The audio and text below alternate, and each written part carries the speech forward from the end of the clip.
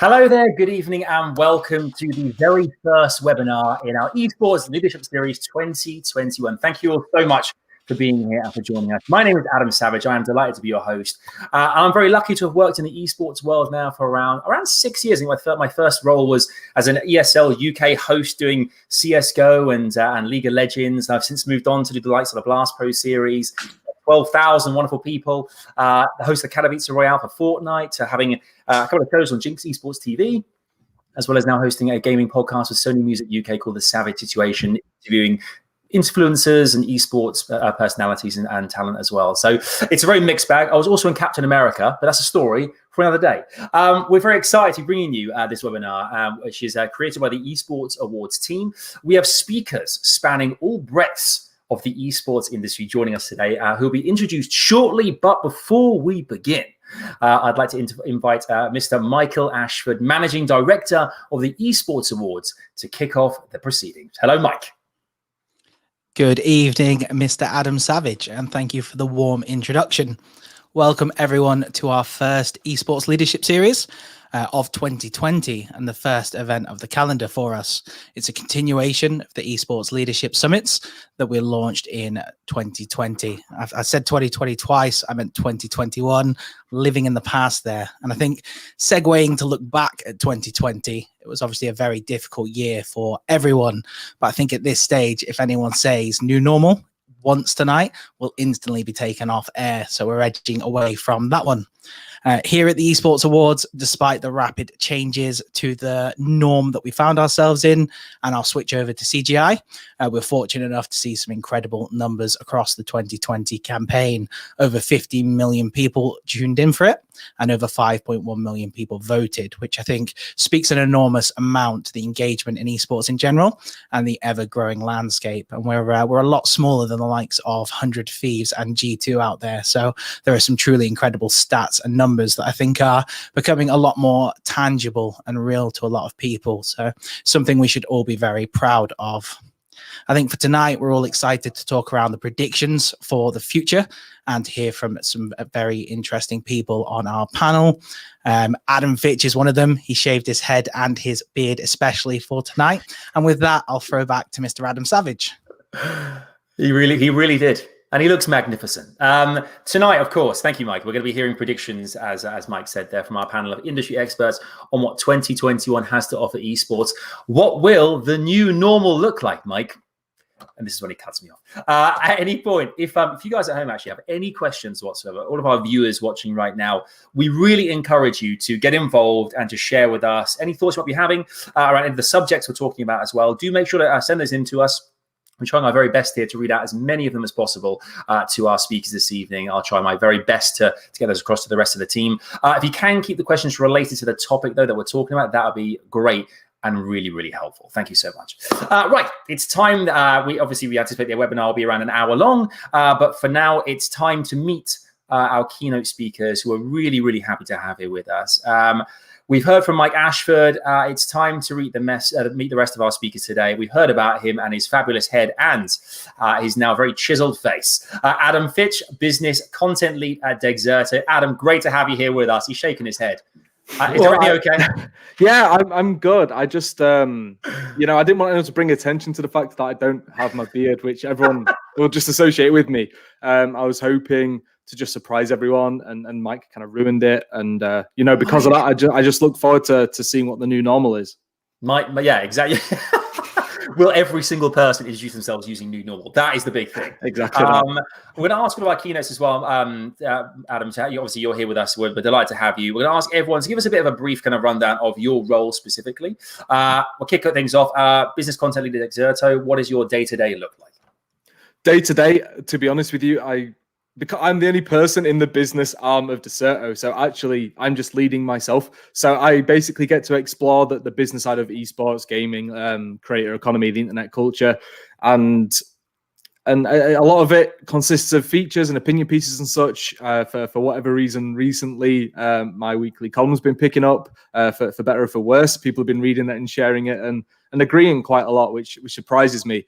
But Also kind of known for investigating things, so looking into companies closing, not paying people perhaps, which is something quite prevalent right now, but also some slight news coverage and such, and basically based on my past as like the editor of Esports Insider, Dexerto trust me to be covering the business side of esports and gaming for them, so that they brought me on in October of last year, and who knows where it will go, but I think for now they're happy, and I just get to explore what interests me, and I'm trying to really bring more attention and make it more accessible to like the general esports fan, which will then obviously like make things better for every stakeholder in the industry. So hopefully that's a succinct enough introduction for myself. It's perfect. Absolutely perfect. Thank you so much, Adam. It's great to have you here. Right, let's move on to Victoria Horsley, who is from Collegiate Esports. Victoria, are you there? There you are. How are you, Victoria? How are things? I'm good.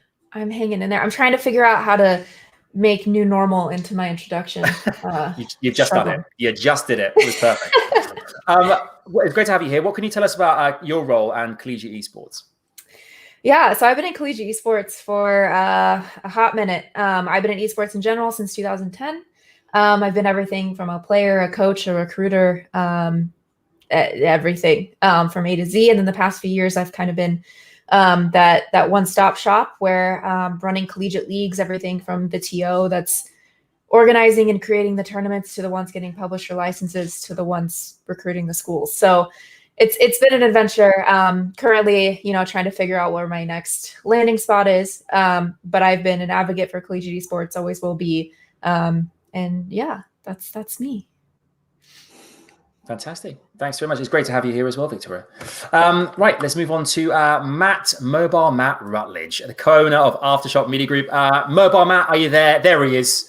I'm here. How are you, pal? How's things? I'm doing great. Things are busier than ever. I obviously, you could probably tell by my username, but I specialize on the mobile side of the esports industry. So I've had the privilege of crossing paths with quite a few people here. Was the mobile representative on the Esports Awards panel. Also had Adam interview me once on the mobile esports industry. So it's been a blast.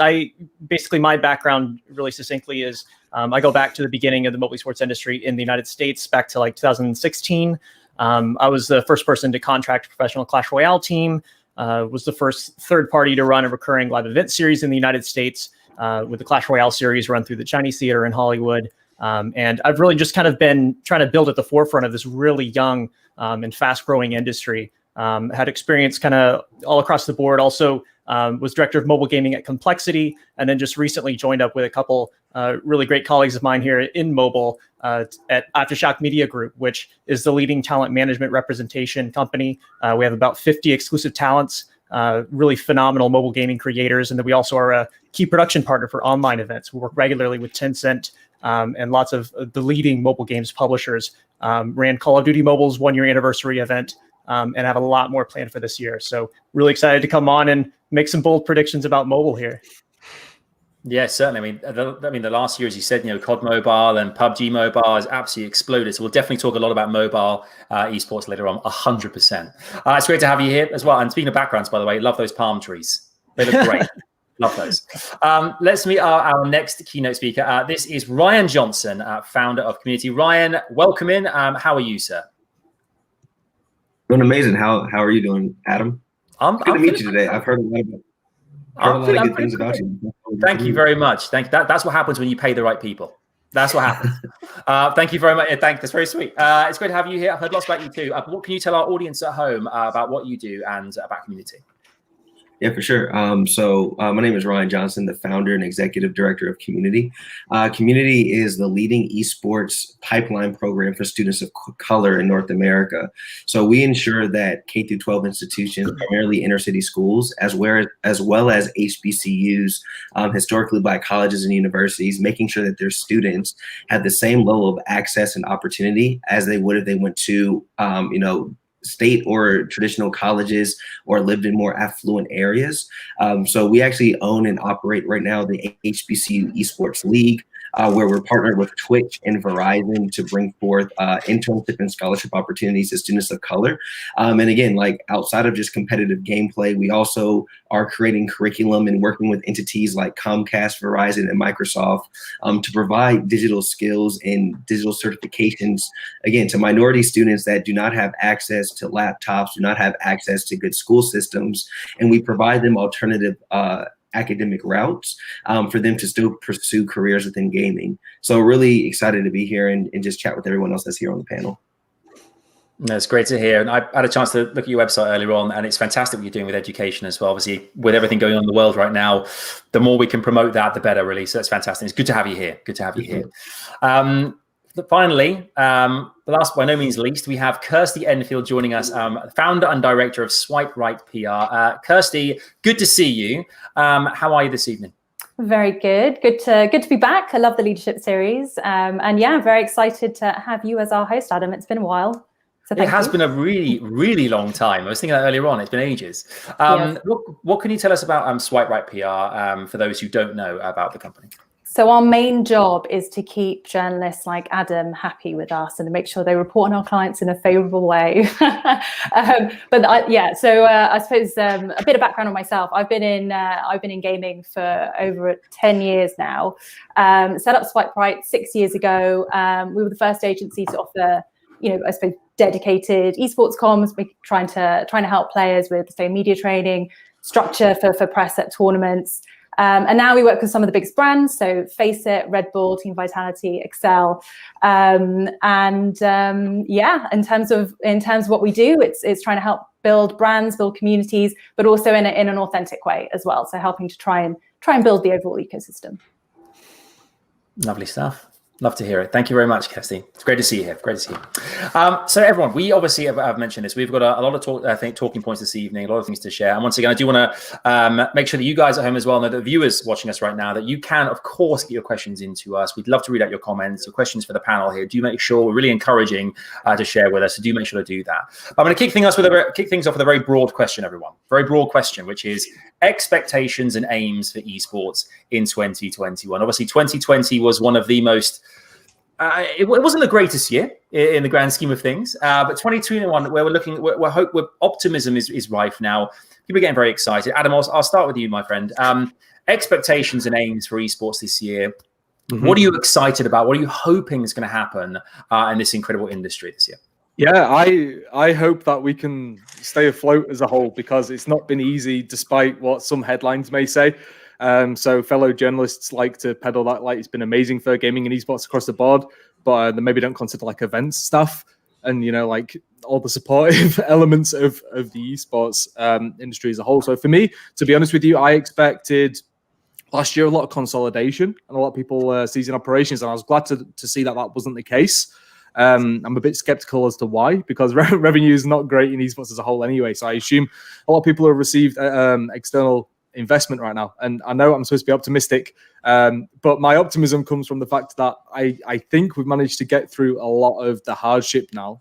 So I would just like to see companies building back up. I won't name any in particular, but I know it's just been tough, So it'd just be nice to know that there's not been a lot of damage done as a whole, and not too many people losing their jobs, hopefully, and actually more jobs created again. So the people that were unfortunate can re-enter the industry or get back into it in a full capacity and do what they love to do. So I think I managed to turn around and not be too doom and gloom at the end there. Yeah, no, it's good. I feel good about it. It's a good answer. I feel good. There we go. Good. Thank you. Yeah, I think it's spot on. I think the year has been, as you say, like there's a lot of things in the media about how gaming is just exploding. Everyone's reaping the benefits, but there has been a lot of discrepancies in that. Not everyone has had that kind of that same kind of fortune and glory, really. Kirsty, from your point of view as well, you're working in the PR world. I mean, how has it been for you? And what obviously 2020, 2021, more optimistic now. There's hopefully going to be more events coming up and more kind of things happening in esports. How has it been from a public relations standpoint? I think in terms of our own agency, we were really lucky, but that's in turn because our clients were they were also very lucky. I think the biggest fear was having, without live events, that sponsors would start pulling out, that they wouldn't have the same, that those brands wouldn't have the same visibility as they would as a physical event. But actually, as it turns out, they needed that visibility online. And from what we saw, there's that story that's still ongoing about how everyone, basically how sports had to pivot and how broader entertainment brands had to pivot. Which is still something that is, I suppose, happening. But I'd say that I think overall we've been lucky. I think that's going to be maintained for this year, especially for the first half. I'm a little bit, I suppose, I think I'm going to come across as a bit more pessimistic than Adam. I think we're going to be stuck like this for another year potentially. As things get ironed out, and I don't think we're going to be seeing those tournaments coming back for a little while. But outside of physical events, I feel like we did quite well. Brilliant. I think you're right. I think there is this hope that the likes of LAN's going to come back, and we're all going to be in arenas before we know it. But I think what a lot of TOs in particular have found as well is that there are ways to create these tournaments now. They've had to adapt to be reactive to the situation, and there's no need to there's been some incredible kind of competitions online that we don't actually need to force these arena things to happen just yet. It'd be lovely to have that, but the fact that we can still kind of run these fantastic tournaments from homes around the world, it speaks volumes that it still can happen in a capacity, and that we don't need to force it until the time is right.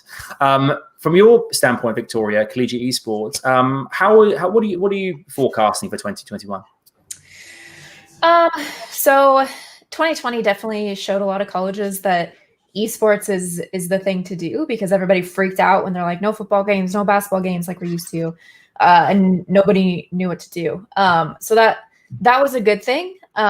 Me being also a little bit of a pessimist, that also led to a lot of institutions getting esports programs. My cat's going to make 500 appearances today. She just crossed the corner of the screen. But the negative is that means that there are a lot of programs out there that aren't ready to launch, right? They aren't ready to support students. They aren't ready to do it the right way. And also, unfortunately, there's a lot of groups in the space that have had or have started to giving very bad education to these coaches, right?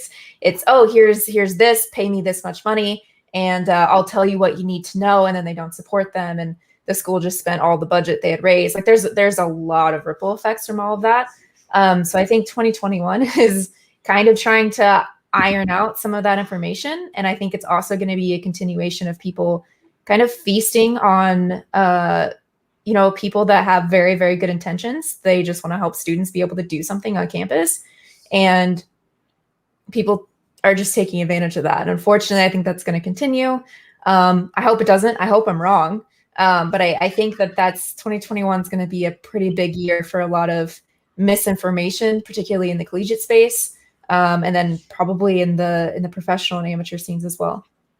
Yeah, hopefully, I know I'm the same as you. We're all kind of slightly pessimistic because of the year we've had, but I'm hoping the dark cloud shifts. I'm hoping we can get back to some kind of normality and feel kind of a lot better as well. I think the mobile space, Matt, we touched on a short while ago there, has really boomed in the last 12 months or so. What predictions for 2021 for yourself? Feeling more optimistic, perhaps?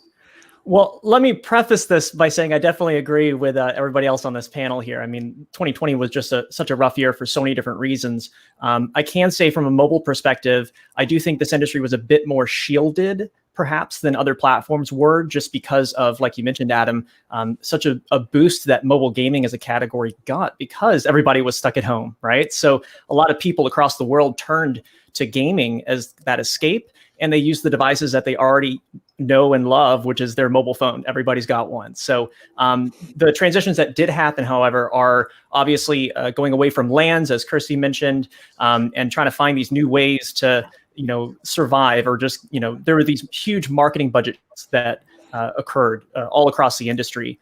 Mobile gaming especially is one that started to focus a little bit more on content marketing, so working with content creators or these competitive events, but ones that include celebrities or influencers within the game. And we helped a lot of publishers make that adjustment. So I definitely expect to see a continuation of that. I don't think we're going to get back to normal, anytime soon, really, unfortunately, in 2021. But the mobile gaming industry as a whole has really been resilient, which has been excellent for everybody involved. I will say, the one stakeholder perhaps that was hurt the worst, unfortunately, were the mobile sports players, just because they didn't have as many competitive opportunities. But we're starting to see that turn around a little bit more as we head into 2021 as well. Yeah, I do have a question for MobileMatt, actually, just based quickly about if we're doing 2021. Yeah, no, jump in. I've got a question you've never been asked before, Mr. MobileMatt. And is this the year mobile esports finally takes off? I know no one's ever asked that before. Is this 2021 the year? Oh man, we're just jumping right into it. This is the banger question here. I get asked this a lot, as you can imagine. But so let me say, first of all, depending on where you live in the world, you may not even be thinking about that, right? Because mobile gaming is the primary platform in so many regions around the world, right? It's the primary platform in South America, in Southeast Asia, in China, and India. So Africa even is a mobile first continent. So it's really just those of us in the North American and European regions that ask this question. And what I can say, and again, I've spent a lot of time thinking about this. Every single region where mobile esports was successful became successful at the very start for different reasons. In China, it was because of social integrations with WeChat. And that's what really, created that boost. It was a lot like, if you recall, Facebook gaming back in the Farmville days, right? Where everybody was connected on the social media platform and were sending each other invites and requests to play and stuff like that. If you look at India, it was because of a really rapid rollout of network coverage across the country. And everybody at that time had a mobile device with them. So that's what led to the gaming boost. And I think, it's impossible to predict how it's going to take over. But what I can say is, if you look at the numbers, there's already convincing evidence that mobile gaming is the primary platform of choice for so many people in North America and Europe, that I think it's just a matter of time before that transitions to the competitive side as well. I mean, even the numbers for the likes of India and such, and countries in that region, the numbers are just unbelievable. The huge player base for the games, and they can have a lot of mobile games take preference over other gaming platforms, which is incredible, really. So, great question though, Adam. Originality, I love that. I should be a journalist or something, right? You should be. You should be. Before we move on to tournaments as a kind of like a subheading there, I haven't asked Ryan your feelings as well. Obviously, lockdown, people at home over the last 12 months, and we're moving kind of into 2021, and hopefully there'll be a change soon. But from a community standpoint, how is it? What are you looking to do this year in 2021 to help educate more moving forward? Yeah, so I would say my answer is slightly different than everyone else's on the call, because especially when you look at the collegiate scene of esports and gaming, within the Black community at HBCUs, esports never existed. Literally, even looking back at this time last year, the only program in North America that had an esports team was Morehouse College, based in Atlanta, Georgia. So for us, what 2020 was, it was actually the time that we could use to actually educate these institutions on why they needed to be investing and be thinking about esports and gaming as a sport for their students to participate in. So just like you said, basketball and football were canceled, and sports is one of the main revenue drivers at many institutions, but definitely within the HBCU community. So without them having sports, it was actually a perfect time for us to come in and introduce the ecosystem, because what we found, we spent a lot of time working with the International Game Developers Association, and a lot of the data showed that African-American millennials over-index when it came to playing video games on a weekly basis, but it's probably the smallest percentage when you're actually talking about the esports workforce. So what we have been doing all of 2020 is actually educating these institutions on the scholarship opportunities, the internship, and the overall career pathways. So going back to last January, one HBCU in the country had an esports program, and now we've actually helped create and facilitate 25 different programs throughout North America, varying size, varying from the East Coast down to the South, as far out as Texas. So now for us, right, it actually gave us a forum to create the HBCU Esports League, because I would argue that in a normal society where traditional sports was happening, esports is brand new, we probably wouldn't have made the amount of traction that we have made given the circumstances. So for us now, having a league, we actually have a broadcast tonight from 7 to 10. You guys should check it out on our community channel. Now actually having a league moving forward, we're going to be able to create regional and local events from what we've created in the virtual space. So it was almost as if it was the opposite, but it's been phenomenal. And even from a Collegiate League standpoint, from the level of support that we're gaining from Twitch, our broadcasts, the first 2 broadcasts we did brought in about 2.1 million viewers, which was like significant for us because, one, these students have never competed competitively and organized in gaming before, but they play video games all the time. So this has been a time for us to showcase the talent that everyone's talking about. Well, let's diversify the industry. It took a 2020 year to bring that talent to the light, to now reintroduce them to the space.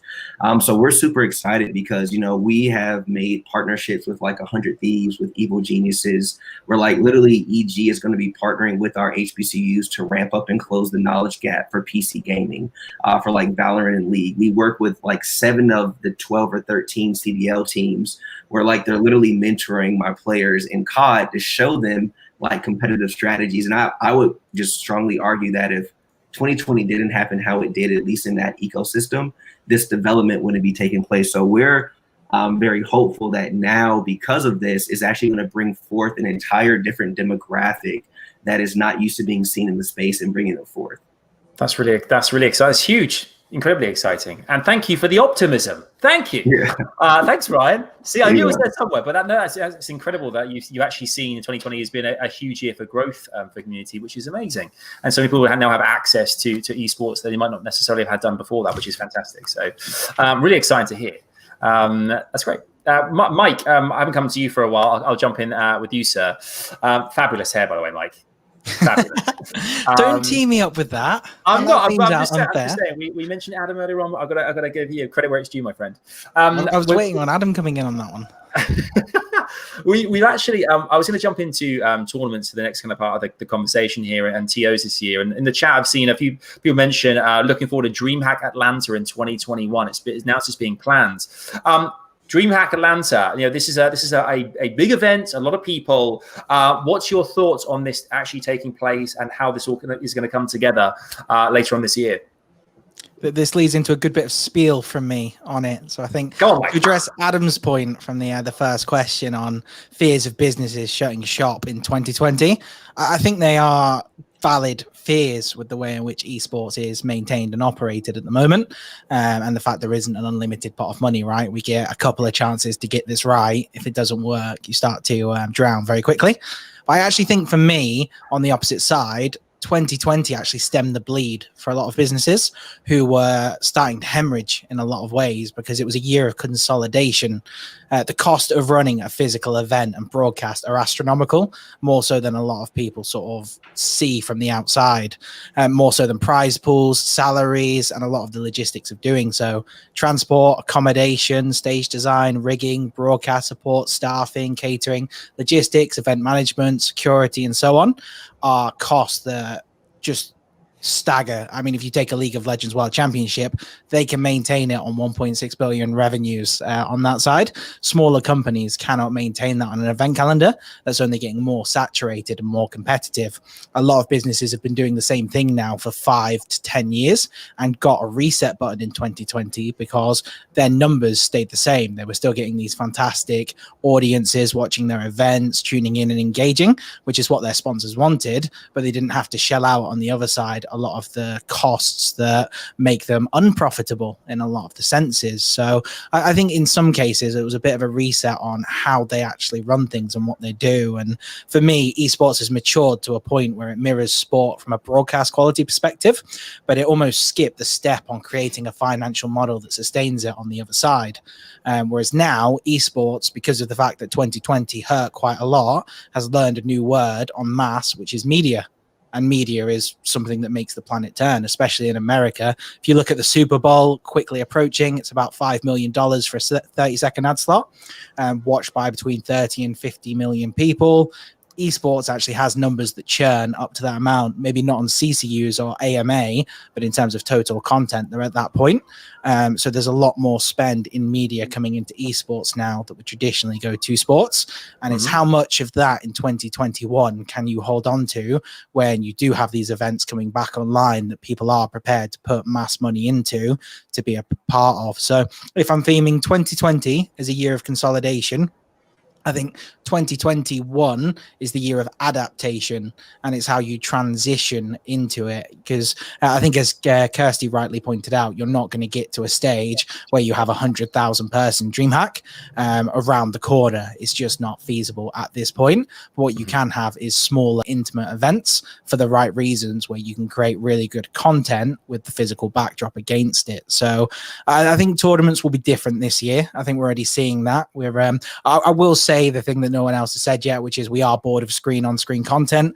Ironic being sat on a screen with a lot of little windows around me with people watching from home. But I think that's the way we've got to. We're looking for escapism. League of Legends in China last year, it got everyone thinking, actually, we're on the path to recovery. We're all going to get to go and do this soon. Then we all got firmly placed back into lockdown and we all felt miserable.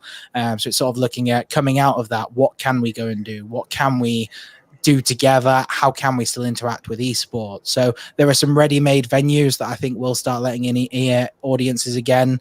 I think the LEC studio hosts around 250 people. You'd see 100 people in there with social distancing, and then it's sort of connotations and perception at that point around this almost taboo that we've got, where we feel bad for thinking about social situations, because at the moment we're so focused on staying at home and sort of keeping away from those elements. So I think, how quickly can you overcome perception once it is safe to be out and about, and how do you adapt to creating a great event under different parameters than you previously would have?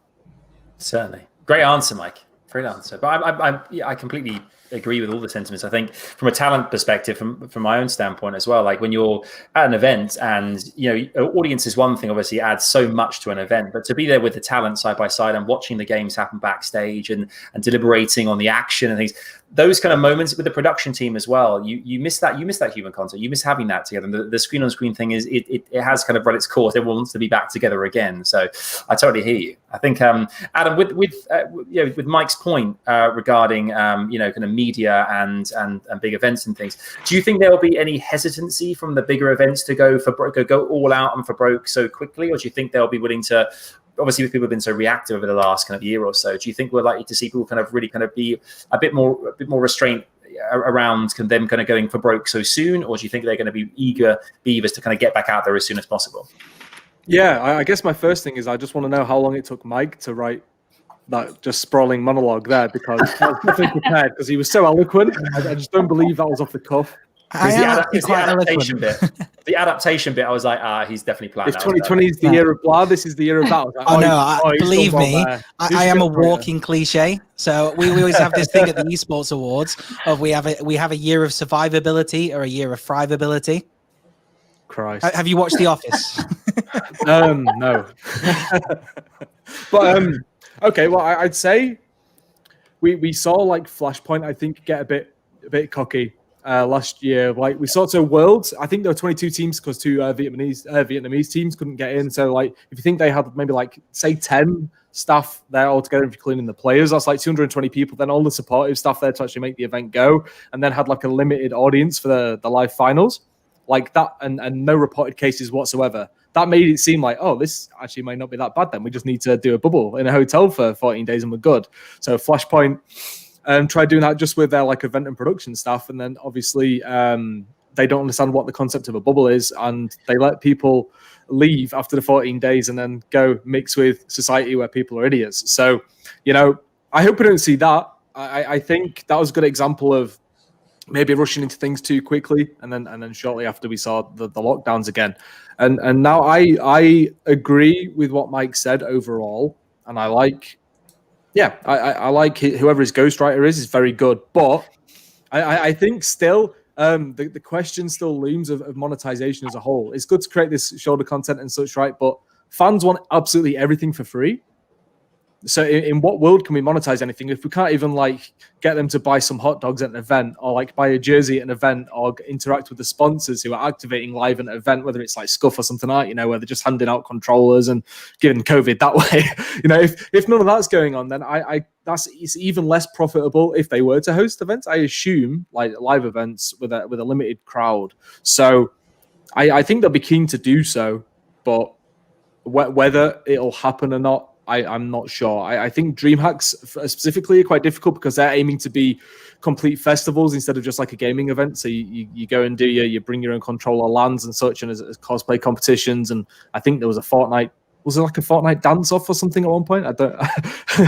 Maybe like an ESL event or something like that. So I'm not sure if like those events, for example, could come back. But maybe, as you say, like stripped back, more just strictly this is competition, then potentially. But I just wonder how they're going to monetize, and I think that's a conversation that's been going on for a little bit, but not at scale, especially online. And every time I bring it up, I just get told, well, we've had it for free for 8 years, or I've been in the industry 8 years, I've had it for free all this time, I'm not going to give you $5 now. And I'm just like, well, maybe you don't deserve it.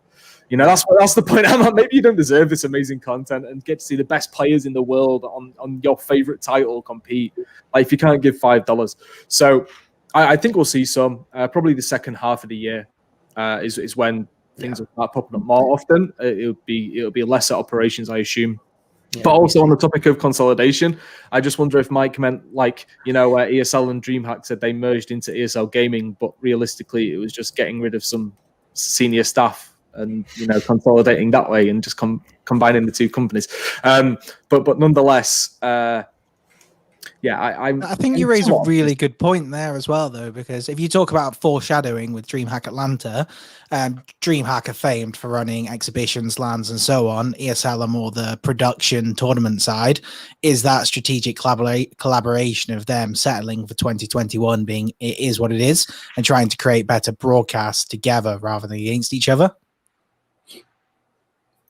I think that big issue around whether or not like that physical event, especially something like DreamHack, could even be possible, it comes down to responsibility. Like if you're seeing two big companies merge and try to pull something off together, who's actually going to be responsible for production? Who's going to manage players, talent, everyone from not crossing over in different bubbles? And even little things like people have different ideas of, you know, what their own hygiene is. Like some people don't want to wear a mask. Some people won't wash their hands as right. How do you regulate that? It's incredibly difficult. Plus, you have local health issues as well. So depending on where your event is, they're going to have different restrictions of what you can and can't do, what isolation terms you've got. So all of that becomes a big consideration. And then again, I feel like I'm the pessimistic one. I'm like, this isn't going to happen. I really hope events do happen. I really want to get out of my house, but in a safe way. And unfortunately, a lot of it will come off. It'll be down to trust. And you've got to trust the public. And there is no way you can social distance at a festival. Like, how is that? I mean, you can see it if you literally box people in. And there's been like music events where that's possible. But I want to, you know, how's that going to work? How's that going to work in an arena?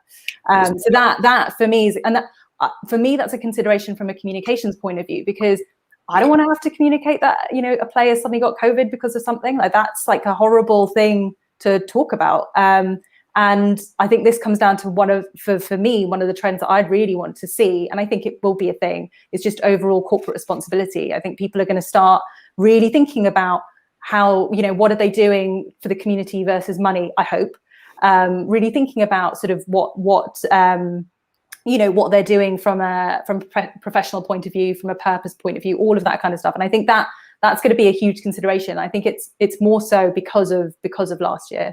I think that's going to be a big feature for this year. Definitely. Right. I'm gonna knock some pessimism on the head just for a little bit. I'm gonna say dare to dream. America is stating by December 5th, they'll have given every single eligible person their second dose. The UK is prescribing somewhere between July and September, depending on who you believe on that front. So let's say there is a point, Q3, Q4, esports starts coming back online. If we live to that and we adapt on the fly, I think there's some good conversation to have on how we do things. How do we do things right? How do we get corporate social responsibility right? How do we communicate that you want to go to an event again and you want to sort of get back into it? And I think just going back to Adam's points, I think it's pretty spot on. average basket spend is very low in esports. I think it's getting better year on year, but I think it's also a trickle down effect. I think if I go back to when I got into esports and I first researched it, it was at something like 0.4 cents per person that was spent in esports. It went up to 40 cents a person. 2017, it was $3.50. And then you go to, I think at the end of last year, it was somewhere around $10, pretty insignificant still. But then I do look at some of the signs of hope on that. And I look at G2's recent jersey reveal with Adidas. I look at the amount they had pre-ordered, and I'm pretty confident that was a 7-figure drop on that latest jersey. They've already said they're going to do a Worlds jersey off the back of it. So I think there's revenue opportunities, but you also have a very saturated landscape in esports where in the LEC alone, you have 10 teams. In the LCS, you have 10 teams. Overwatch, similar story, but even more so. And they all came about around the same time. In the last 5 years, there are all these teams that are vying for a unique selling point, a unique position, and an identity in the market that are struggling to get that translated in that sense. I mean, go back 10 years, you'd have probably had a few TSM chants, Team Liquid chants, and Fnatic would be relevant in a few years' time. So it's still a very immature industry in that sense. So I think it's waiting for things to pick up on that side. But I do think service providers get hit along the way, because you start with the publishers making money, then the teams, then you have all the services underneath, and it starts trickling down and trickling down. And at the moment, we are hitting that sort of 40 cents a fan type model on that side. So I think it's exciting to see that there is such a strong future around it, but there's a lot left to do. If you want to go to MobileMatt next, he has some insane stats on mobile tick with their opposite. Give them to us, Matt. I'll wait on the stats for a bit. I got a lot of bombs to drop on this, but I want to make a quick point here on the event side. Mobile, of any platforms, I think is best suited to adapt and be a first mover back into live events this year, because we're the platform where you can comfortably and confidently have an event outside. Everybody is able to just mingle as close to others or as far away from others as they want. And you can have these small local get-togethers. So I think of a game like Pokemon Go, where, of course, when that launched back in 2017, that just took over the world, right? Everybody was playing it. I think it was even 2016, and it's still going strong. I'm still playing it, Matt. I'm still a regular Pokemon Goer. You're not alone. It actually had its best year yet in 2020, which is crazy to me. They did over $1 billion in revenue worldwide. But just think about that for a second. A game that really relies on going outside, on socializing with those around you, had their best year yet. That just really speaks to the resiliency of the mobile gaming publishers and their ability to adapt, put fresh content in the game to engage players. And I think that game especially, but all of mobile really is well suited as soon as we start opening up. Mobile is the one platform that isn't as restricted by hardware, right? You don't need to set up PC stations throughout a venue in order to get people playing together. They're bringing their own device. When I ran an event, even at the Hollywood Theater, we designed the concession stand into the event format itself. It was like a scavenger hunt where people were able to walk around, look at the menu, look at the, specialized bar drinks that we created that were like game specific puns and stuff like that. And because of that, we were able to drive a lot more concession revenue because people actually made that part of their like experience. So I think mobile's really well positioned to start opening back up to events. Do you think with the mobile aspect of it, from a player's perspective here, with regards to connection speeds and how integral that is to a lot of these mobile games, do you think that players obviously prefer LAN events, but is there a way that the playing field can be fairer despite the fact that people are kind of playing all over the world? Is there a way that you can make that a better process without all being in the same place at the same time? Or do you think it is one of those things where for mobile gaming, being in the same spot does certainly make it a lot fairer across the board? Yeah, and that is something we experienced actually with a lot of the largest mobile esports in the world, particularly one like PUBG Mobile, who had their global event that wrapped up here actually just a few days ago. But they got to a stage basically where they finished the regional championships and had to transition to the global championship. And they got into that issue where it's like, okay, here are teams in all these different countries around the world. Some are going to be further from the servers than others. That's a ping disadvantage. And Tencent, to their credit, actually did something that was phenomenal. They offered to, at their own expense, fly players out and house them in locations in their region that had better connections. So like coastal cities, larger cities, stuff like that. So there are small things that, a publisher can do to improve that. But obviously, ping and connectivity is an issue. And also, I mean, this has happened more so in the past event organizers have gotten a little bit smarter, but internet, anytime that you get, hundreds of people together in the same spot, all connected to the same Wi-Fi network, obviously you can have some internet issues from that perspective too. Indeed. We mentioned earlier on about live events and those things talked about for a long time. We mentioned the global finals recently as well, which had its fair share of kind of hiccups with COVID related things. We do have confirmation that there are going to be the COD League, LCS, and Overwatch League, for instance, are coming back. They've reacted in a way they can kind of create these new leagues in wake of what's going on. I'll come to you, Kirsty, actually, from a rebrand point. LCS have recently rebranded. Has this been an opportunity for a lot of these leagues to really kind of take a step back and have a reshuffle of moving forward? Obviously, like Mike mentioned, a kind of a reset earlier on. Has this been a good opportunity from a brand perspective as well, from a league perspective, to kind of have a rethink about how they're portrayed and how they go about their kind of the next 5 years of business? Firstly, I just want to say that I love a rebrand. It's possibly one of my favorite things to do in PR. Understanding all the brand values and everything, it really that's a treat for me. So, but I wouldn't say that. I think we've seen a lot of rebrands in the last year, but I wouldn't say that's necessarily down to being anything COVID related. I'd say that it's just actually the time frame of the industry, and I think what we've been seeing is more that. I think traditionally, if you look at certain logos, it comes from that kind of sports, like hockey. It's got that kind of hockey look to them almost. It seems like everyone kind of migrates at the same kind of pace. So going to a professional logo, going to something that's just more streamlined, and then now it's sort of we've got that kind of almost more sort of youthful, clean, and still professional look, but. Everyone's sort of pivoting to that point. I don't think that's necessary. And I think we're still going to start seeing that. What was the logo? Like Ninjas in Pajamas, their logo, just that slight change there. But again, a slightly cleaner version of that logo. But I think it's just something that people are naturally doing because because businesses in general are moving forward. They're moving on from like, we need to be like sports. We need to be like this other sector, entertainment sector. And I actually can speak a little bit to Excel Esports because we work with them, moving more towards what does that purpose look like within that brand. That's a direction that actually that really resonates with me. I feel like that is that again, going back to that corporate responsibility side, I feel like that's going to be a really strong push for the rest of the year, and if not a little bit beyond. Probably a little bit late to the party. The whole purpose-driven marketing thing has been going on for years in other industries, but we're catching up. But yeah, I wouldn't say that last year was anything special for that. I think it's just the nature of how our industry has grown. Absolutely. With like things I saw recently, the Overwatch League came out, and they really, I think last year they found themselves I remember the beginning of the year there was a bit of a mess with regards to kind of talent lineups and how the kind of that the year looked, and obviously they kind of converted all their kind of broadcasts to YouTube and such as well. It now seems that they've come back, and I think other leagues have done too, but Overwatch League sticks out for me. I've come back with a kind of a really well thought out plan about how they can run this tournament, the OWL, in wake of what's going on. I mean, Adam, I'll come to you on this one quickly. Do you see Overwatch League being a lot stronger this year than last year because they've had a chance to kind of take a step back and reshuffle things?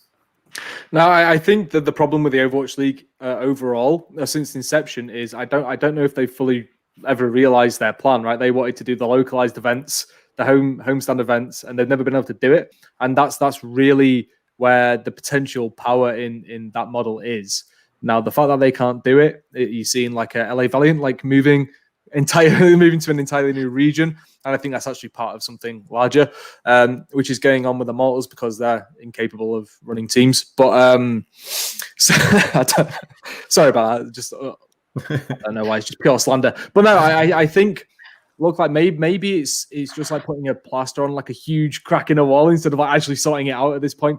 I think it's not going to be sustainable for them to be doing this, and they need the ticket sales, and this is the model that they've pitched to investors. And how long are these teams that have bought in for ridiculous amounts of money continue to pay year on year? How long is it going to be able to like be sustainable before they decide, okay, yeah, like we're never going to get to a point now where we're going to have our own events 2-3 a year, however many it'll be. Okay, let's see who wants to buy in. And that's my thinking. So I don't I don't think this really fixes anything. Sure, it might help. It might improve upon last year a little bit, but I still think that it's such a far cry from where it's supposed to be. That I actually kind of forget that it's supposed to be like localized and region based, and I can't see past that. And I think until they get to that point and either prove it one way or the other, like it'll never reach any sort of potential that they had planned if they did really think it through very well, like when they were starting out. Yeah. I mean, Victoria, I'll come to you. I've seen that Red Bull recently announced the Campus Clutch, which looks really exciting. There's a lot of kind of things happening within the Valorant's another game as well, which I think we're going to talk about a bit later on, but really popped off recently. The last year has been huge for Riot and such. But from your perspective, how does the industry best support Collegiate in 2021? And what do you want to see? First of all, I'm a Valorant hype man, so I'm excited for that portion of the segment. I have a lot of good things to say there, but I think, man, I'm gonna get attacked for this. I always do, but I'm a big advocate for esports does not equal sports, and actually, Kirsty touched on it a little bit with like logos at the professional level, but I think this is extremely true in the collegiate scene, and I'm not ever saying that there's things you can't take from it. I think you absolutely can. But I always hear, and this has been a very big thing in 2020, is that you need some sort of NCAA. If we had an NCAA, we wouldn't have had these issues, blah, blah, blah. But the thing about esports is somebody owns these games. I think the perspective that I have that a lot of people don't take is that there is somebody somewhere at these different publishers that spent 10, 15, however many years of their life, and they still are creating this game. It's not just, it's not basketball. It wasn't created over 100 years ago at this point. I don't even know what's the year. I don't know. But it you know what I mean? Like that is created. Nobody owns it. You can do whatever you want with basketball. With esports, I think it's extremely disrespectful to come in and be like, oh, you own this IP? Okay, well, I'm going to do whatever I want with it, not respect your marketing or your vision, and just like do this because I want to. And I think that's been a big issue in 2020 in particular in the collegiate scene. I mean, it always has been, but I think 2020 blew up. And I think one of the biggest points that you can sit back and kind of see is a lot of, because the NCAA, the big thing about them is nonprofit, right? And so I think whenever you come into the scene and your one main revenue source is institutions, that leads to a big issue, because then when the institutions can't pay you for an esports program, because the esports programs, they aren't the basketball or football programs, they're not getting millions of dollars. They're getting maybe on average, whenever I've done a lot of collegiate research, the average program gets $10,000 for the year on a good year. So if you're taking a lot of that and that's your main income source to be able to provide events and provide these assets for your colleges, and then you have a year where these colleges are still wanting to do things, but they don't have the budget, what do? Well, you turn to the publishers, because guess who does have the money? The publishers, because they figured out how to do it, right? And one of the examples I was going to say is Valorant. Like, again, I could go on and on about Valorant, but they have done so many things right at such a quick pace. And so, yeah, like I said, I'm going to get attacked for all of that. But I think we're seeing why it's not, I'm not saying we necessarily need this big corporate for-profit at the collegiate scene. I think there's definitely a middle ground that you can take from the association concept where it's, it's a voice of the coaches. I think that's one major thing that's that's missing, is that the coaches aren't really listened to right now. And I think we need to find that middle ground. But I think moving forward, we need to realize how esports is truly different from sports. And we can't just come in, take an NCAA structure, put a couple Band-Aids on it, tie it in a pretty bow, and send it to schools for X thousand amount of dollars. So I'm hoping that changes. But I know that events are going to be a big thing, because if you don't have that infrastructure and you're not prepared to support these institutions, then you can't put on fair events, right? So I think that's where we're going to see publishers stepping in a lot more than they already have in the collegiate scene. And I hope that we get that middle ground of coaches having a voice, developers having a voice, and everybody living happily ever after a pretty rough year on both sides. Couldn't agree more. I wanted to add in real quick after Victoria. Your basketball analogies always get my brain thinking, because like traditional sports would be very much like esports, or esports would, well, traditional sports would be like that. But it's weird because it's like the IP in basketball technically would almost fall under like Spalding or Wilson, right? So instead of having like an NBA, you would have a Wilson League or you would have a Spalding League, very much to how you have like LCS or LEC kind of a thing. And I'm just so big in studying because I'm actually coming from a traditional sports background, and not saying that we want to force that model. But one of the reasons that you actually see a lot of scalability in traditional sports that is missing on the esports side is an actual structured pipeline service that says, this is the method from K through 12 to elementary to middle to high school to college to pro. And those dollars are very linear from A to Z. And it's very difficult in gaming to create those pockets because there's so many different buckets of where the money potentially could or should go. So then it becomes up to the publisher to then say like, well, who are the quote unquote coolest kids on the block that need to receive the most funding to then run the best version of what our league would become. So it's like the beautiful thing about esports is that it provides so many opportunities. But the sad thing about so many opportunities when you're talking about just the industry of sport is that everyone can't be serviced equally.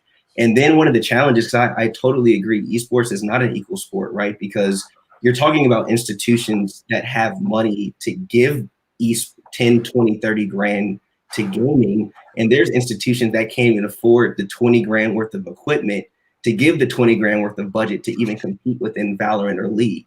So one of the things that we're super passionate about is also making sure that consoles are not left out of the equation. So as a real life example, so I actually live in Atlanta. So if you want my honest opinion, DreamHack Atlanta will happen. We have not closed down since day one. That's just my honest opinion. But when you look at, I just lost my train of thought saying that. It'll come back to me. But besides the point is that when you build out these opportunities or buckets where funds can go, like in the state of Georgia, gaming is a high school sport. Our kids here, they compete for high school state championships. They then go on to receive scholarships to Georgia State, Georgia Tech, the University of Georgia, Kennesaw State. They go on to get these phenomenal STEM degrees and then go work on in tech departments, et cetera. And that's kind of like the pipeline that we're starting to see. But what really sucks is that literally the only 3 games that the state of Georgia recognizes as esport is League of Legends, Smite, and Rocket League. And so because they only offer 3 titles, which primarily are played on PCs, they literally X out 3 counties, which are predominantly Black and Hispanic kids, totaling 250,000 students that cannot no longer compete in esports because the industry only recognizes PC gaming as the way to be. So like we're working to then break down barriers. So games like NBA 2K, games like Madden, which then provide a more inclusive industry at large, starting in middle school, starting in elementary school. So a lot of these conversations that we're talking about, they become much more streamlined in a process where it's more inclusive. But I think the problem that is going to be continuous is that how do we identify where the money goes? Is there going to be a structured pipeline that says pop, like middle school to Pop Warner to AAU to high school to D1 to pro? Or do we want all these continuous buckets for one-off events? And I think that's a decision that not one person can make, but that's kind of like what we've identified as what has to happen. Either one group there's going to be one ultimate league like NCAA that gets all the funding, they get all the media rights, they bring in all the revenue, they sell all the tickets, or we're going to spread it out. And then we all have to basically figure out how we're going to make it happen. And that's just like coming from a perspective of like literally creating these programs from scratch and then having to figure out what corporate sponsors are going to fill in what. Yeah, for sure. That's super interesting as well. I mean, I'm not going to say any names at this point, but we spoke with quite a lot of large tech infrastructure firms at the end of 2020 because we launched our Esports Collegiate Award, right? And when we were speaking with them, they were speaking about how do you get infrastructure into colleges and universities across America. We got quite behind it. We obviously had the Esports Fund with eFuse, and we're doing some cool stuff later this year on that. But actually, they were looking at how do you monetize putting this stuff into colleges and universities. It was if they need 100 new setups, there's money to be made there. If they need a small stage or broadcast design, there's money to be made. So their whole thing was to go in and give consultation and advice to then be able to sell product down the line on that front. Whereas I sort of saw it the other way around on if you build infrastructure first, then you get the benefit of having them long term and building brand loyalty and so on. So it's quite interesting to hear that front of it, because you're sort of sat there saying, well, if you like League of Legends, you're included. If you like Smite and if you like Rocket League, then great. Like, there's a market out there for you. But if you're part of the FGC, you're getting left behind again. Or if you like other alternative titles, it doesn't really translate. And I guess it's, I mean, publishers have to come in at some point on that and sort of look at how they do things. I won't get into that argument today, but I also think the tech providers have to be quite culpable for that, because we've got into a very good place where a lot of influencers pay for nothing. They're all getting their setups and everything sent out to them on a 3-year monthly cycle and things, but we're not sort of passing that downwards. And I think there's some people that were going to do some really, really good stuff in 2020. They've just had to put everything on hold from an infrastructure perspective. But yeah, there's a good amount of accountability is probably the word to use that needs to be upheld, I think, over the next 2 to 3 years on that front. I mean, we've talked. Obviously, Ryan mentioned as a mic there about consoles being left behind. Mobile, obviously, we've mentioned this already. MobileMatt, we haven't kind of are certainly not being left behind. From your point of view, are there titles in particular that you think coming in through in 2021 that are the ones that kind of are the ones that are in the upper echelon of esports mobile titles that you think are really going to go the way, other than, the biggest ones that are coming our way that are going to really lead the charge in that respect? Without a doubt. I mean, we already have major mobile esports titles that are supplanting themselves as, upper tier esports scenes. Even just this month, PUBG Mobile had 3.8 million peak concurrent viewers on their global championship broadcast, which is insane. A few days after that, Mobile Legends, which is a MOBA particularly popular in Southeast Asia, ended up getting 3.1 million peak concurrent viewers. So first hot take here, I think when Adam Fitch writes an article at the end of this year of events with the highest peak concurrent viewers, the majority of those are going to be mobile, and it won't even be close. I don't like that measurement, to be honest with you, mate, so I probably won't use it. Well, whatever measurement, I think that mobile will outperform viewership-wise. One of the things that publishers are doing, just for context on this, is they're actually embedding the stream itself into the game. And so that even accounted for 2.8 of the 3.8 million views that PUBG Mobile got. So we're going to see a huge uptick in viewership in mobile esports this year. As far as other games, particularly ones relevant for North America and Europe, obviously all eyes right now seem to be on Wild Rift, still in their process of rolling out globally. It's not available in the Americas, but the team behind that game, Riot, has huge plans from an esports perspective. And I know also actually Call of Duty Mobile has amazing plans in place for their esports scene. I kind of know what it is. I probably shouldn't say here, but it's going to be amazing. We're seeing these crossovers, world exclusive possible games on PC and console and the mobile scene. So definitely want to see that cross pollination between scenes and player bases. Beyond that, okay, this is my last one, but this may surprise you. I think Diablo Immortal is going to be a smash hit. That was one that was so controversial when it was announced at BlizzCon a while back, and everybody, in the PC scene seemed to kind of, it invigorated their PC master race type of mindset of like, oh, what are these mobile games? It's a beautiful game. It launched in beta. We have a lot of content creators that are eager for that and pushing it from a content perspective. I think it's going to be a major driver in destigmatizing the mobile platform. You guys all have phones, right? No. Sorry, I had to get that one in, but no, I do. I have to agree with Matt. I'm someone that's came to appreciate mobile gaming as a genre. I think esports is still getting to that stage, and I think seeks more validity than it needs in some arguments, giving the numbers that it does get on the other side of the planet. We had our first 2 mobile awards at the Esports Awards in 2020. Have been blown away from the traction.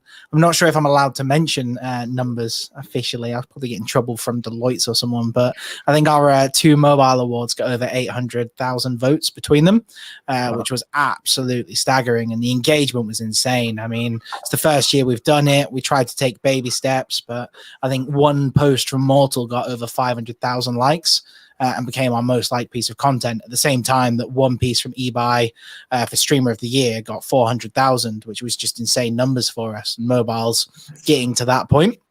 I think again, it's just sort of how does that work as a monetization model? Because as Adam said, it's very difficult to raise money in esports from fans. If you take esports having a spend of around $10 this year, mobile, they spend a lot of money, but it's microtransaction led, and that's where the publishers tend to focus on putting their efforts from a marketing perspective. So how do you encourage those fans to spend? Because we've worked with some of the publishers with Tencent, Garena, and so on looking at ways of doing things, and it seems a very difficult path. So I love the metrics, I love the numbers, and it's a path we're going to support long term. But it's just how do you build that value model? Yeah, Indeed. and let me just add one small note on that, because honestly, Mike, I think that's the holy grail right now for the mobile esports industry is how do you bring about a package around esports that is going to be relevant to the broader casual player base on the mobile platform? Because that's the reality of the situation, right? Is that mobile is predominantly casual. People hop in for shorter play sessions. They have a shorter attention span for content around it. But what we've recognized is that the mobile players actually really do gravitate towards these brands, the influencers within it. So I think there's a huge potential for, these creators, like you mentioned, like Mortal and No Brew out in Brazil, in order to really spearhead that and bring players down the funnel from casual to casual competitive to really those hardcore esports players. Yeah, there's a lot of in the chat. A lot of people are saying mobile gaming has so much potential. It's kind of like the running theme there. So, it's like the only genre of esports where you can like compete while you're on the toilet, right? So I mean, inherently, which is a dream come true for you, Adam. There you go. Really is. I think the word is accessibility. Is that what the? Oh, sorry. Yeah. Accessibility. Well, that's why you work in. Oh, you're so good with words. Thank you. Yeah. Kirsty, coming to you quickly. There's a question coming. Saying, looking at event cancellations, postponements, and ambition in 2021, how should companies be speaking with their audience? How should the companies be speaking in terms of communicating that cancellation? I mean. Well, we've seen it all, really, haven't we? I think you could probably, there's a few kind of copy and paste that you can do there. I think the main thing is manage those expectations. Do not make any guarantees. If you are trying to put on an event, even in six months' time, just to caveat that it might not end up being a physical one, and being able to pivot as well. Like, don't start. I think it's making those kind of promises to the community. They get excited, and it's not going to be possible. So there isn't an easy way to communicate it, but I think it's all out there. It's all been done. The hard part's been done for everyone anyway. So it would just be it'll quite simply just be putting, what's that line that we like to use? Just like, it's all about the health and safety of our players, staff, and employees. That's the line that everyone needs to use, and you're fine. Yeah, that's it. Everyone's fine. I'm gonna jump across to Victoria here. I'm gonna let you run riot, for use of a better term, about Valorant now. What does Valorant have to do to establish itself as a consistent title within esports? What do you think?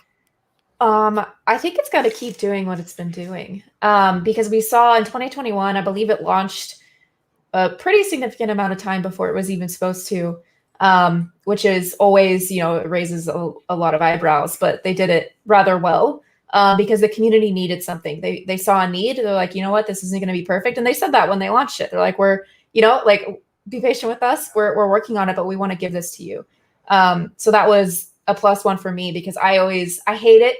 I don't let people around me use the word lead as a person. A person's not a lead, they're a person. A lead tells me that you look at them as money, not what they need as human beings. So, I think Riot kind of took that perspective with it and was like, okay, like, the people need this, and they did it. And then they created a ton of events, apparently out of thin air, is what it really felt like. And then they've created the VCT for this year. And they have been very honest about, like, you know what, we might change a couple things, like, we're running with it.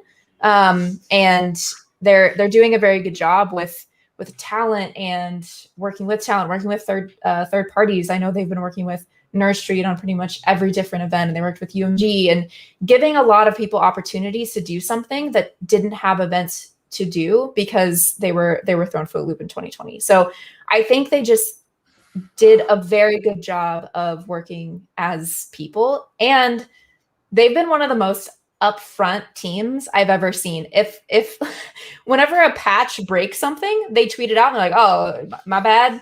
It's broken. We'll fix it. And usually, we're used to publishers that are like, oh, what's broken? I'm going to turn a blind eye to it. And then 3 years later, when they release their fifth game that costs you $70 per game, then they fixed it. That's not a stab at Call of Duty, I promise. But it's just it's moving in that direction, I think, is what we need to see from publishers. And I just think Valorant has done so many things in such a time crunch, and it's fun. I obviously I've been vocal about the issues with toxicity, especially being a female. I don't have a group of 5 people, so I've had to solo queue a lot, which has seen me drop from gold 1 to bronze 1 very quickly, and now I don't want to play anymore in ranked.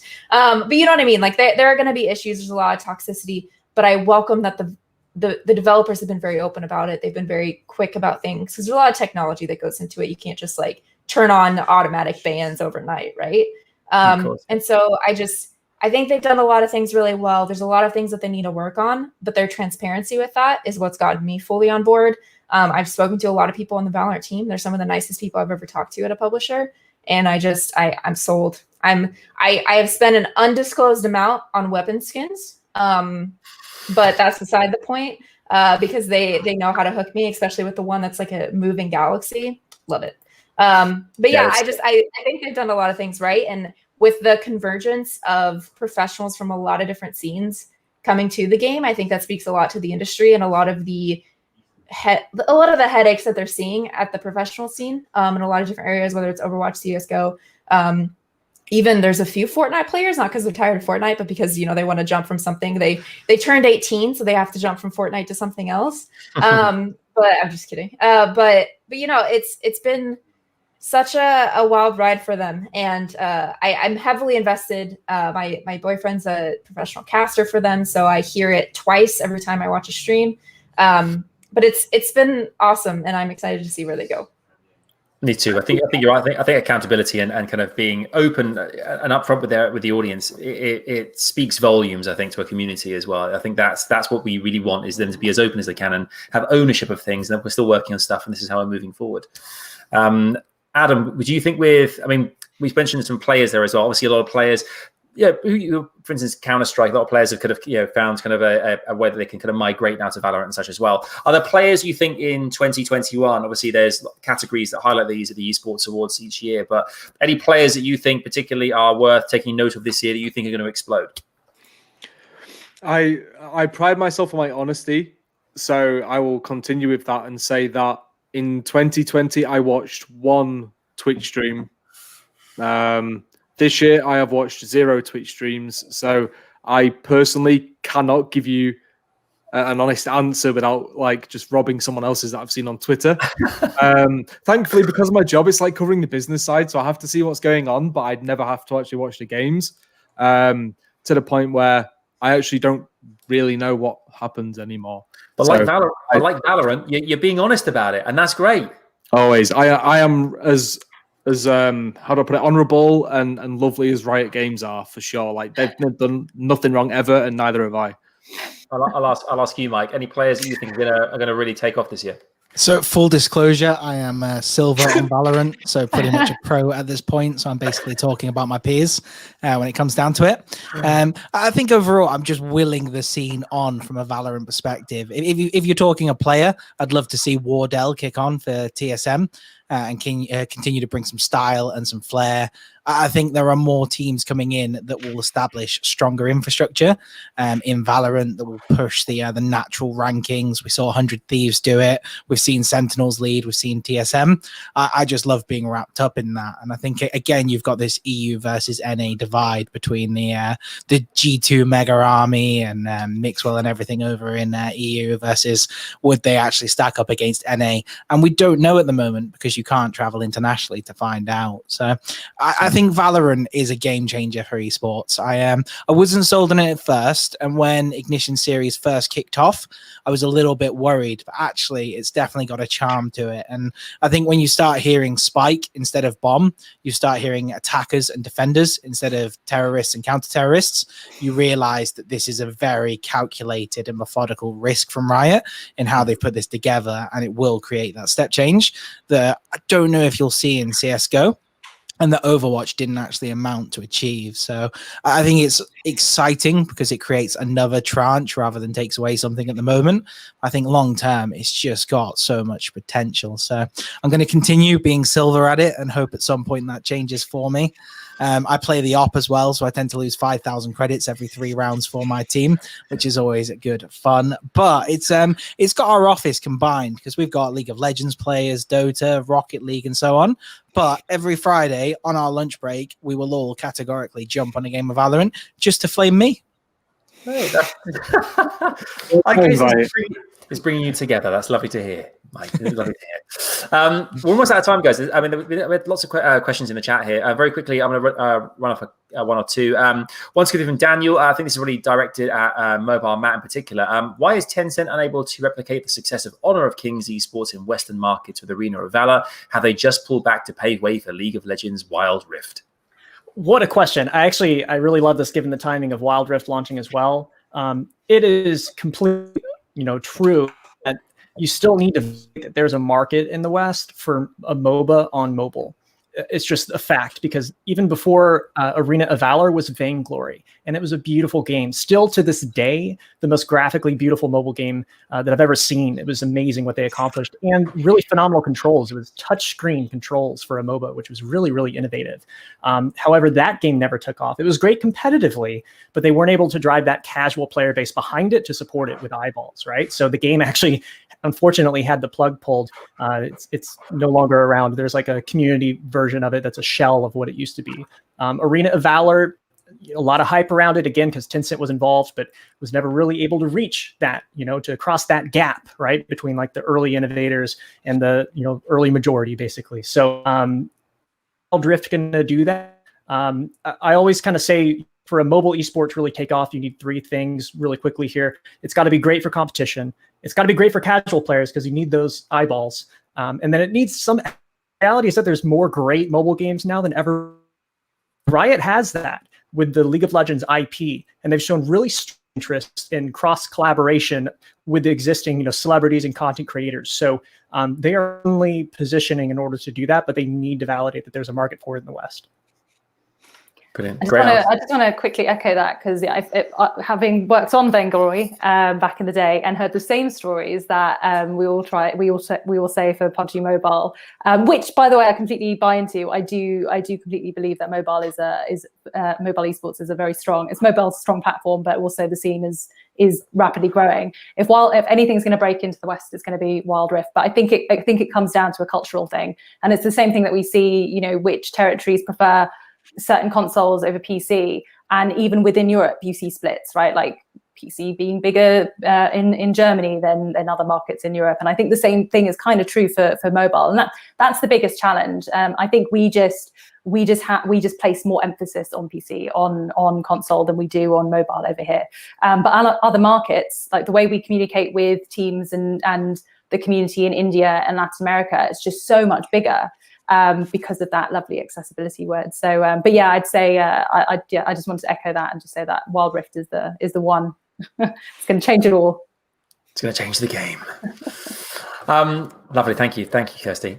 Before we wrap up, folks, I think the one question to ask everybody and just for their answer is key learnings from 2020 to take forward to 2021. Again, a very broad question. I'll go around the room here. Adam, kicking off with you. Your thoughts, mate. Oh Jesus! Key learning. Yeah, key. Something from 2020 that's happened that you think in 2021, what we can take forward from that.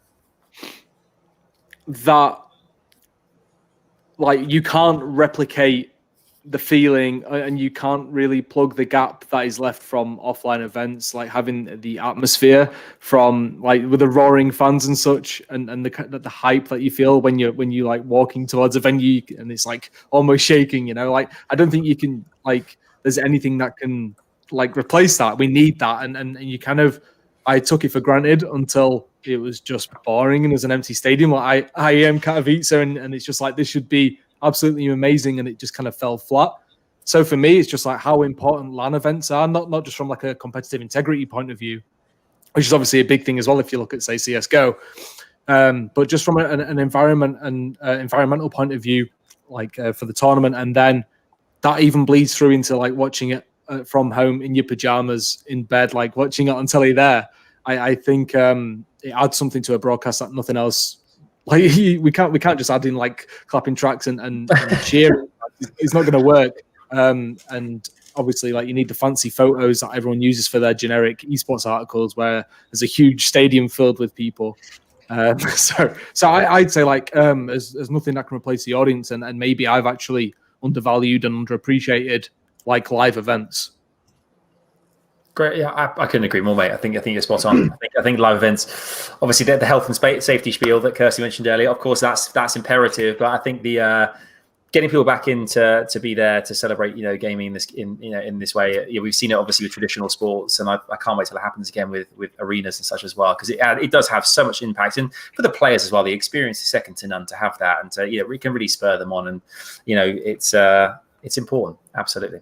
Victoria, from yourself, what key learnings from 2020 are you hoping that is taken forward to 2021?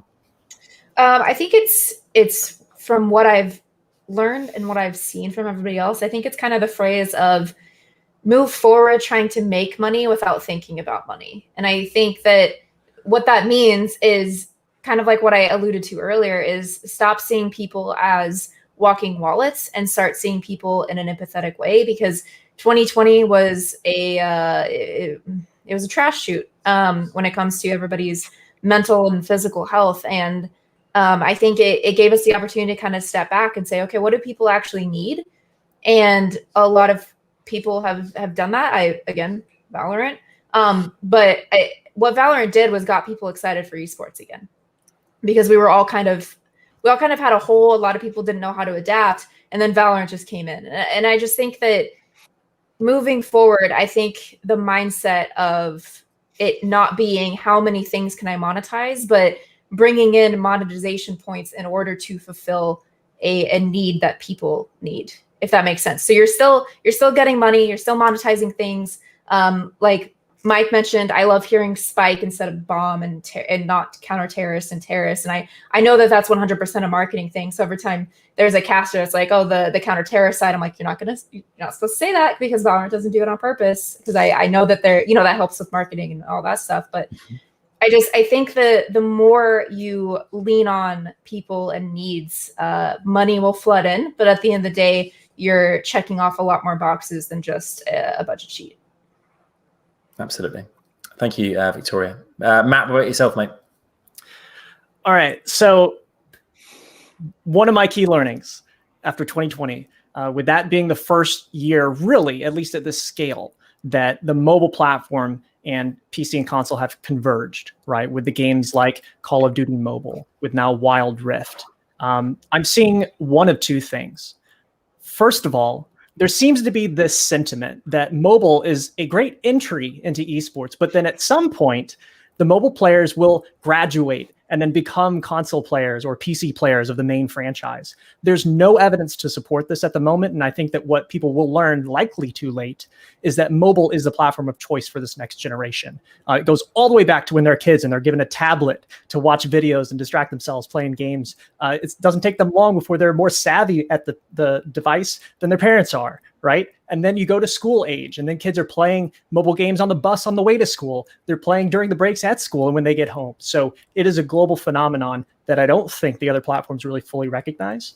And the second thing is that the esports industry stakeholders seem to be really overconfident in their existing brands. But the reality is that this is the first experience a lot of these players have to esports. And they don't really care if you're repping the FaZe Clan brand or the 100 Thieves brand. They care about what you're doing in the mobile title specifically. And I think people are overconfident right now.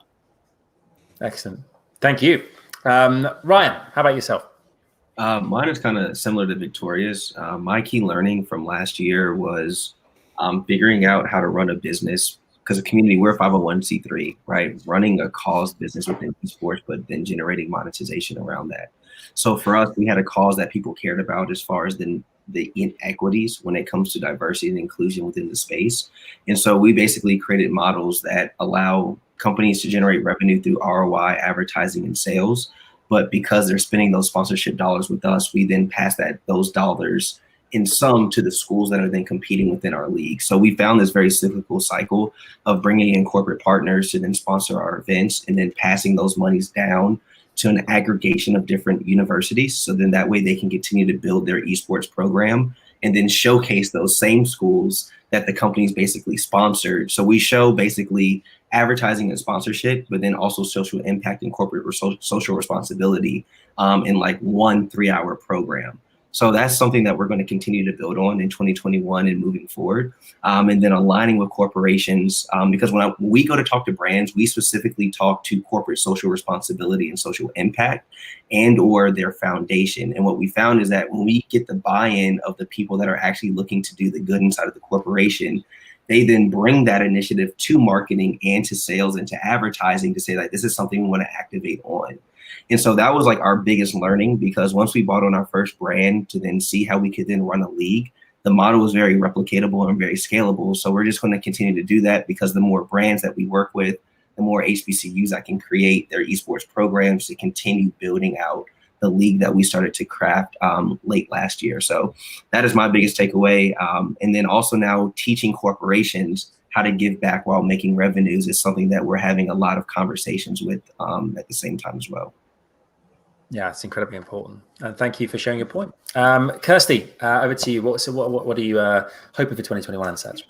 So I think I suppose starting with my learning, I think my learnings from the last year was that gaming can do a lot of good. I'm talking about broader gaming as alongside esports, but it can do a lot of good. There were a load of fantastic charitable initiatives last year. And I'd like to see that continue with a little bit more meaning for this year. But I think in general, I've always known that the industry is strong, stable, and really well connected. And I think that shone through last year globally, and people were understanding what that connectivity means, not just to play games, but to actually socialize as well. So that's also been an important learning. And then the other one for me would be that we need to push our story further. I think there's still always a job to be done, and teaching people kind of what it is that we do and what we, and it isn't just it isn't just sort of like shooting one another. There's skills involved with all of that, right? But the story, I'm always seeing the same stories. It's celebrities getting in esports, it's brands getting in esports. We really need to figure out how we're doing that again with some meaning. And rather than saying here's like a new logo on a jersey or whatever, we need to figure out how we can make that, how we can just make that more and purposeful. Fantastic. Thank you very much. And Mike, I'll leave the last one to you, sir. What are you learnings and what you're looking forward to in the future? Good man. I'm just waiting on my ghostwriter sending it through to me at the moment. I'm doing it right now. Bear with me. Give me 20 seconds. It'll be through.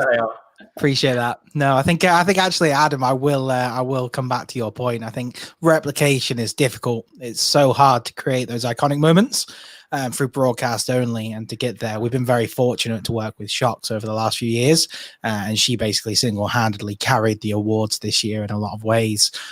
So we're truly grateful for that. But I think for us, naively, and showing a bit of vulnerability, we thought we were going to be one of the first events after COVID last year, and soon got to the point where we were like, holy shit, we're going to be the last event to go during COVID, when League of Legends has just showed everyone that you can go outside, but then we're doing this big CGI spectacle at the end of the year. And it was a pretty scary place to be in. We're sort of there with every one of our sponsor contracts, naming having a table at a physical event show, having an activation at a named stadium, and thinking, how do you create value? So we spent 6 months really strategizing on how we create these sort of big moments and do it. And I've got such a good place for the awards from 2020. It's our most viewed show by a good margin, with the fact that there was such an inflation in numbers last year. But I'm so set on being back in a stadium of some guys for 2021. Like, we know that's what we want and where we want to be with it.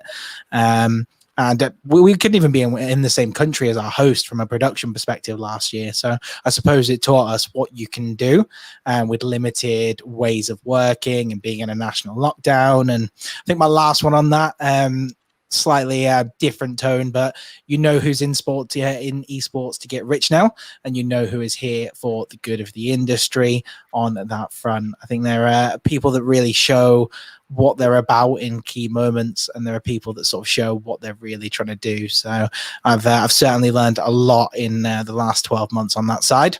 And my last closing point on it that worries me going into saturation earlier, looking at probably the breakout star of 2020, Mr. Beast. For every Mr. Beast that is out there, there is a million kids trying to replicate him that are filling his pockets. As much as a philanthropist, he likes to appear on camera. He's doing very well off the back of it, and rightly so, with the content and his way of doing things. Is esports sort of similar to that at the moment? Is it all just funneling upwards, and when does it start going sidewards and so on? So I think that's things that I'm still looking into at this point rather than learnings. I think when we crack that, there'll be more for everyone. Superb. Thank you, Mike. Thank you, everyone, so much. I hope you guys watching us at home and the viewers here have enjoyed this evening. We've timed this perfectly. That wrap things up. And thank you so much for being here. I'd like to thank all of our amazing speakers today as well. Adam Fitch, our business content lead at Dexerto, Victoria Horsley from Collegiate Esports, MobileMatt Rutledge from the Kona Aftershock Media Group, Ryan Johnson, founder of Cxmmunity, Kirsty Endfield, founder and director, Swipe Right PR, Michael Ashford, Managing Director, the Esports Awards. We have our next Esports Leadership Summit coming up in February. So be sure to look out for our emails. Join the Esports Leadership Series LinkedIn group, which has been posted in the comments as well. Thanks so much for joining us. We look forward to seeing you in February. Until then, take care and have a lovely evening. Goodbye for now.